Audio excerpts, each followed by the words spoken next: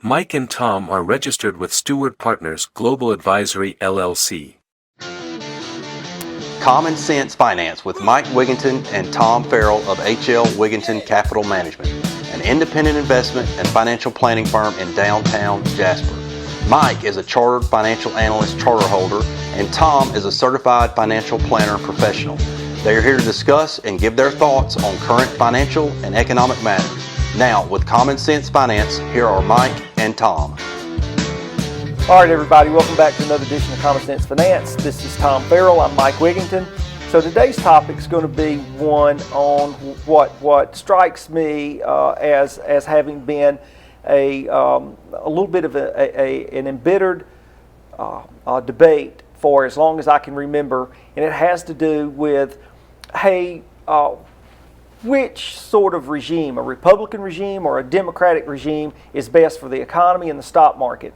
And both sides have their cases and the points that they like to make. On one hand, you have one side that says, well, you know, we're for lower taxes and lower regulation, and that's good for the stock market. And the other side that says, well, if you look at the record, that the stock market does better under a Democratic presidency.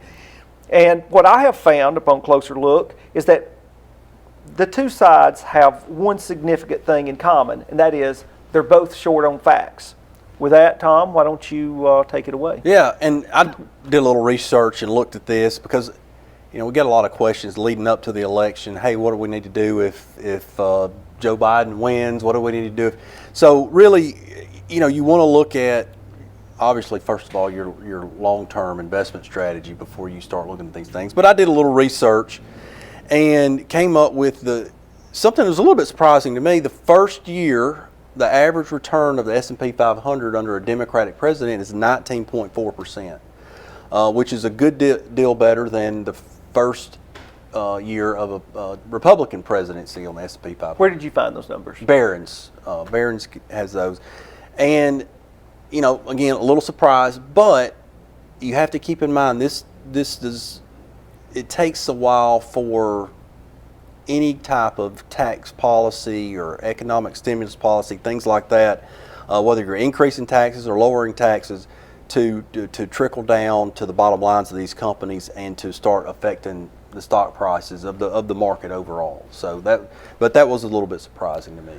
Well, the key issue, you know, it's an emotionally charged debate, first of all. Right. Okay. Which that sort of environment lends itself to getting away from facts in lots of cases. Doesn't have to be like that, but too bad oftentimes it is. Mm-hmm.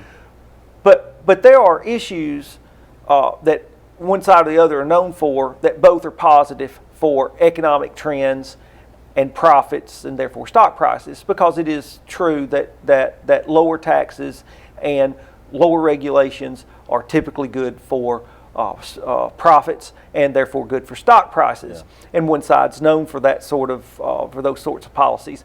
And but it's also true that government spending is one of the more powerful variables that determines GDP growth. And of course, government spending, there's one particular side that's known for more of that. But we're talking about, in today's world, infrastructure spending. That's what's going on right now.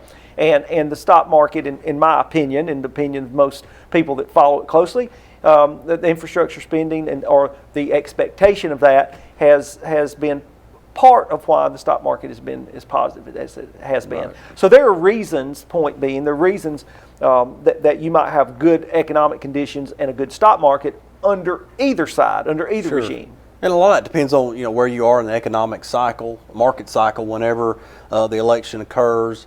You know, there's a lot of variables that go into that. That's right. Well, if there's nothing else, we'll see you next time.